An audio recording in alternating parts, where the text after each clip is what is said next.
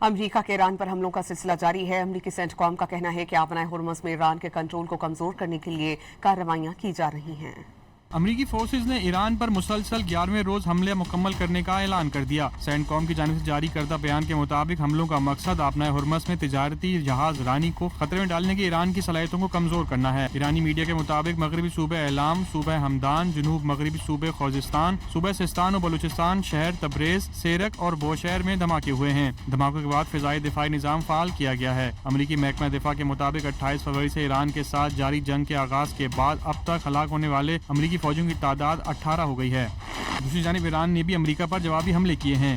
ایرانی فوج نے کویت کے مغربی علاقے میں واقع امریکی فوجی اڈے کیمپ دوحہ میں السلام بیس کے قریب ریڈار کمپلیکس اور بویان میں ریڈار سسٹم کو نشانہ بنایا۔ بوریان جزیرے پر موجود ایک اور ریڈار نظام کو بھی نشانہ بنایا گیا۔ عراقی سیکورٹی ذرائع کے مطابق عراقی شہر اربل میں امریکی قونصل خانے کے قریب 3 ڈرون مار گرائے گئے۔ اربل کے ایئرپورٹ پر پروازیں عارضی طور پر روک دی گئیں۔ خاتم الانبیاء بریگیڈ نے خبردار کیا کہ اگر ایرانی جوہری تنصیبات کو نشانہ بنایا گیا تو اس کے نتیجے میں خطے میں کشیدگی مزید بڑھ سکتی ہے۔ بریگیڈ کے مطابق ایسی کسی بھی کارروائی کی صورت میں امریکہ اور اس کے اتحادیوں کے مفادات کو ہدف بنایا جا سکتا ہے۔ کویت نے دعویٰ کیا کہ ایران کی جانب سے کیے گئے حملوں میں ملک کے ایک ڈی سیلینیشن پلانٹ اور بجلی گھر کو نشانہ بنایا گیا، جس کے نتیجے میں اہم تنصیبات متاثر ہوئیں۔